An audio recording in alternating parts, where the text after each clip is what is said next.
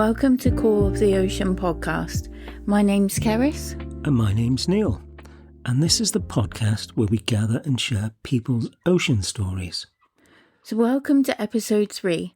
On this episode, we get to speak to the lovely Emma from the Salt Press. She lives in the UK, where she gathers and presses seaweed and turns it into art. She's really enthusiastic and she's really knowledgeable. And she clearly loves the sea. Yeah, definitely. It comes across really strong in this one. Anyway, hope you really enjoy the episode.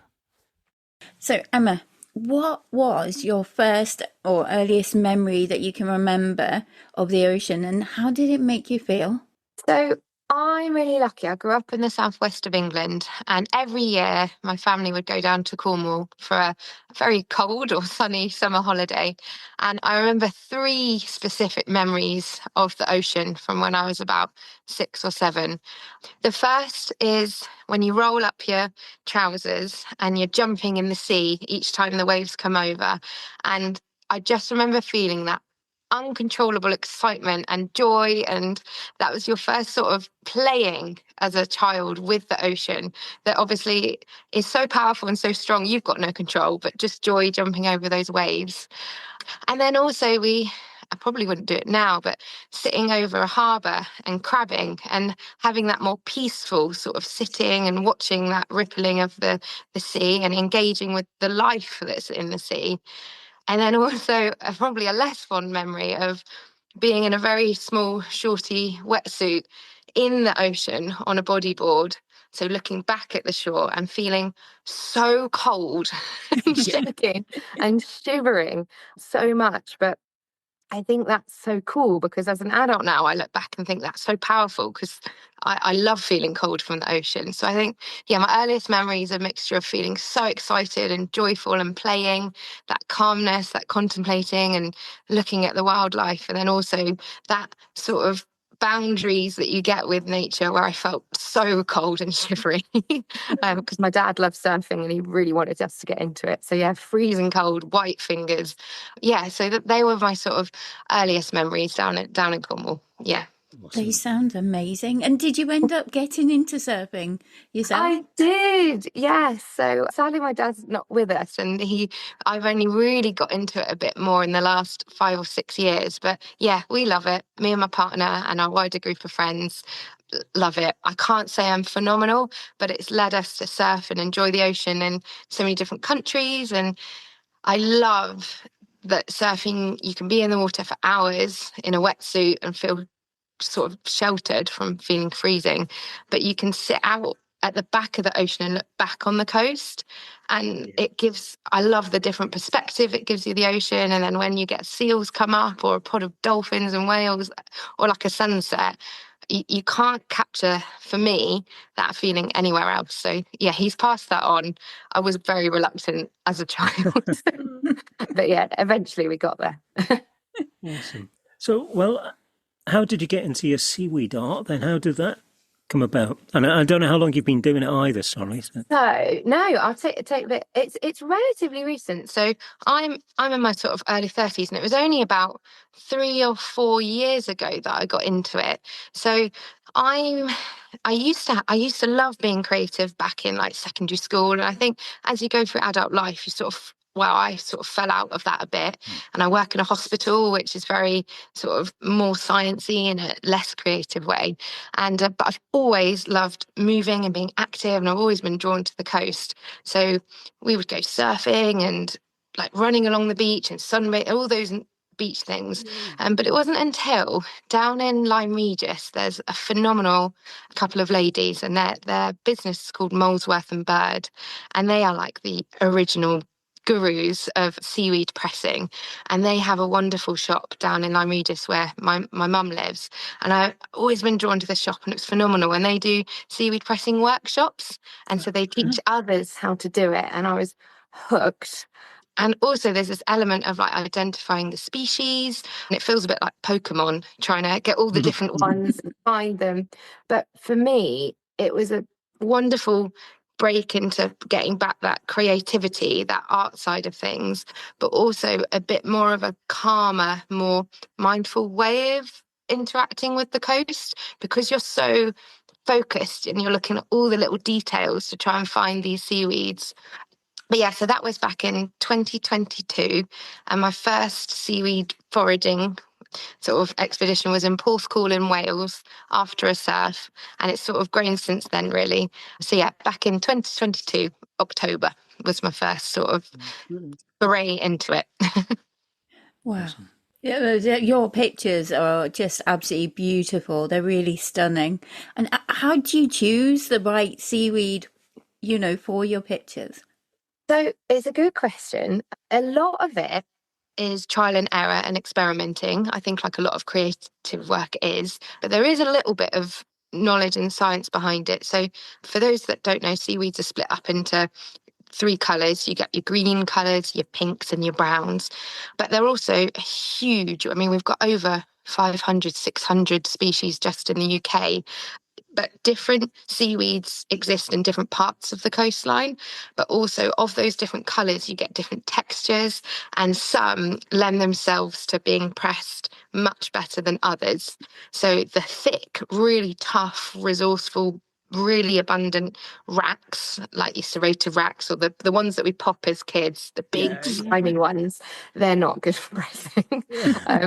They're really thick and they're full of moisture and they warp the paper. Whereas those more delicate, thin red seaweeds, the pinks, they're phenomenal as artwork because they press really fine and thin into the paper. Whereas the greens, sadly, they lose their colour because of the chlorophyll in them. So I love to press them because I don't mind if they fade, but I wouldn't pass those on to others because they'll get sad. So I think, yeah, you get used to knowing. And through the other seaweed presser community, we share tips, what works, what doesn't.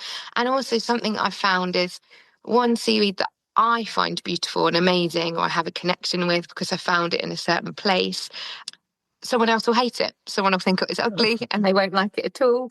So I really love when I have my stalls and they're all in front, watching how people get drawn to certain ones or places. So yeah, I think there's a sort of practical element to what works, and then a emotional.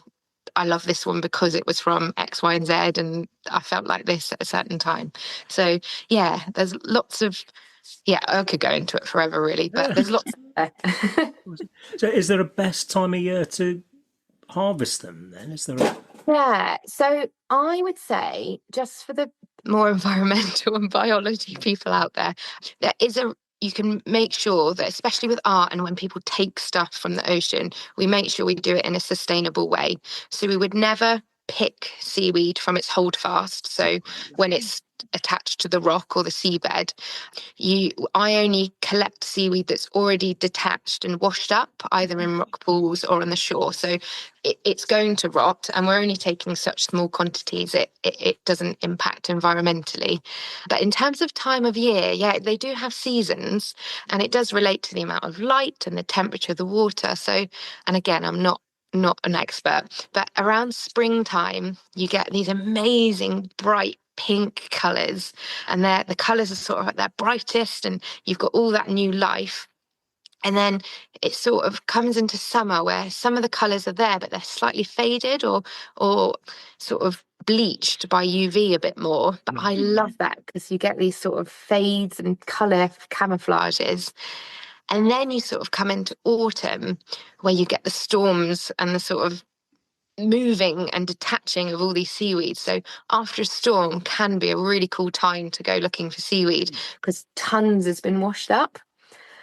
And then winter is a bit harder, but like with allotmenting or planting, you get used to what seaweeds come out at what seasons. So yeah, I've loved seeing that change through the year as well. So yeah, it does vary throughout the year. Well, obviously, you must frame and sell your artwork. Do you go to Yeah. craft fairs and... Yeah. So that's been a part of my sort of connection with the ocean, which just took me to a part that I never thought would be, is sort of turning my art and pressing into a business, which is completely out of my comfort zone. Never done anything like that before. Have not much confidence, but it's been amazing. So I mostly sell wonderful market. It happens on once a month at Clevedon, which is on the southwest coast, just south from Bristol, and that's my comfort one. I haven't branched too far out, and because it's by the coast, I think the people there, it's just phenomenal. It's very artsy. So yeah, I sell at Clevedon Market, and I've also done an amazing place where in Bristol we have pop-up shops at Christmas, and there's an amazing shop called Bristol Pop-Up Shop, and they get, I think, over 100 local artists and create a shop which is open from November to December, where everyone can display their work and local makers present their work there, which I think is fantastic because it's opened up this sort of local makers and creatives community, which is really cool. But I still find it weird selling and being having customers, and yeah, but it's cool because you meet people and have amazing conversations, and like I said, watching people choose the seaweed for them and hearing from people where they're being hung in their rooms and houses, I find it really cool. So yeah. And is it easy to identify the different types of seaweeds, or do you, is there some that you're like, I have no idea? Yeah, 500 there's is a lot lots. to learn, isn't it? Yeah. There's 500 is a lot to learn. There's this amazing book. I think it's UK and Ireland seaweed species, and that's my go-to. It's like my identification Bible. But there are lots of seaweeds that sort of are slightly different from each other. I'd say there are definitely your common 20, like you've got your Irish mosses, which are used in a lot of products as vegetarian gelatin as well. So you've got Irish moss, you've got all your racks, like your egg rack, your serrated racks, which are quite common, widespread. You've got your sea lettuce, which is the green, wormy looking one that we see a lot. In Cornwall, you see a lot of beautiful fan weeds, which are the bright pink spider looking one. So there are some that are very clear and very easy to identify, and you get used to them. And then you've got these really beautiful, rare ones that mimic. One's called sea oak, and it literally looks like a pink oak leaf. And you've got a beech as well, which looks like a beautiful pink feather, and they're slightly rarer. But there are many that, yeah, I'm not quite sure on. And I love that because it's always a surprise. We also, whenever I go abroad, I love looking at the seaweeds abroad as well, because they are a whole nother set of species that I have no clue about. And my boyfriend, he's wonderful. He really just leans into my love of seaweed. Right. And we did an amazing trip to New Zealand, and he bought me a New Zealand seaweed species book. And they're like a whole nother set of seaweeds again to learn. So Wow. it's been quite cool. There's been some people contact me from Mexico recently saying, can you identify this species of seaweed? Because she didn't have the equivalent of their species book. But I was useless. I was completely clueless because it didn't look anything like the ones that we have. So yeah, it's endless species. Wow. And what's your favourite seaweed? Or see, that's hard. I love seaweeds when they have a memory of where they're from or how I found them. I have, like I said, that sea beach is quite rare, and I've got my first ever one that I found. And since I've found loads of better ones since, it looks awful, but it's my first one of finding that one. And I remember how I felt when I found my first sea beach. So that one will always bring a memory. But in general, I really like sea oak because it's so delicate and beautiful and a bit rare. I love Irish moss because of all the different shapes and colours it can blend into. And it's common, which I don't think is a bad thing. I love how much you can find. And then the last one I love is there's one called combweed, and it's so delicate. And it reminds me of, like I said, I work in a hospital, and it reminds me of the bronchi in the lungs, the way it splits out. Because they're all shapes and sizes that are nature, so it mimics, I don't know, plants and biology and humans. So yeah, I think they're my top three, but it depends.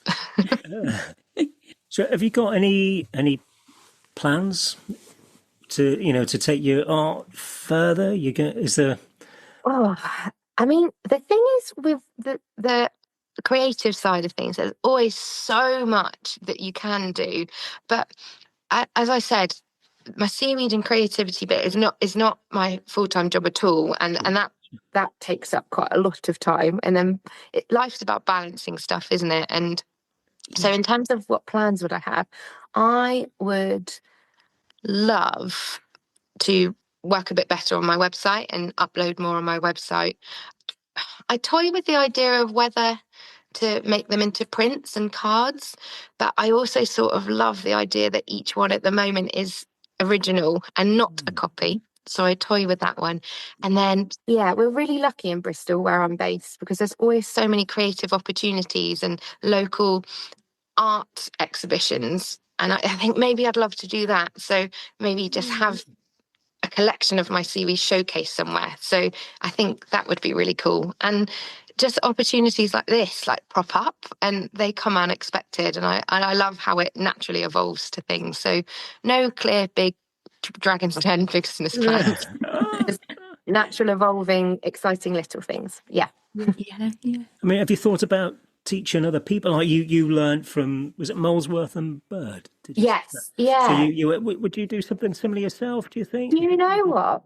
I would love to. I currently would feel a bit fraudulent. I feel like those guys are so good, and there's so many people doing that. And also, yeah, I think I love for me at the moment that it's still quite exploratory and small. But if people contact, I tell you what, I would love to do in order to do that is do that but in an accessible way. So I'd love to have a bit more patience and technological skill to be able to do some more how-to videos on Instagram, because I do often get messages of people, how do I do this? So actually I think, yeah, a bit more of a how-to and more practical tips so other people can enjoy it, because I don't want to gatekeep it. It's open, it's free for everyone. So I think that's actually, and that's why it's so nice talking. I was like, yeah, no, that's what I'd like to do. So yeah, maybe some more how-to via Instagram, or for example, so everyone can do it and it's accessible. Yeah. Awesome. That's really good. And have you ever eaten seaweed? Yes. Yeah, I'm really lucky. My group of friends, my uni friends, we often do a lot of van trips and camping. And we had we were down in Cornwall this summer and we collected, there's lots of different names for it. You can call it sea spaghetti mermaid tresses, and they're long. They look like long bits of thick hair. And we foraged some of those, and you just lightly fry it with some olive oil and lemon, salt and pepper. That was good. Wow. We deep fried some sea lettuce, which is essentially crispy seaweed, like in the chat that you'll find. And I've also there's a seaweed called red rags, and they call it bacon of the sea. So you can fry that as well. Wow. It's tasty. Yeah, it is cool. Apparently it's really rich in, I think, iodine and minerals. But apparently all seaweeds in the UK you can eat. But I don't want to be responsible for any. Always cook it fresh. Don't leave it. Don't eat rotten seaweed, please. I always say when you're picking things, you can eat everything. Just some things you can only eat once. Yes. I think I'd always recommend consulting the internet first. Yes. But I think there's lots of foraging courses you can do, and some are seaweed specific. So yeah, I think there's lots of stuff out there. Yeah. Awesome. That sounds amazing. What is the ocean trying to tell us, and are we listening?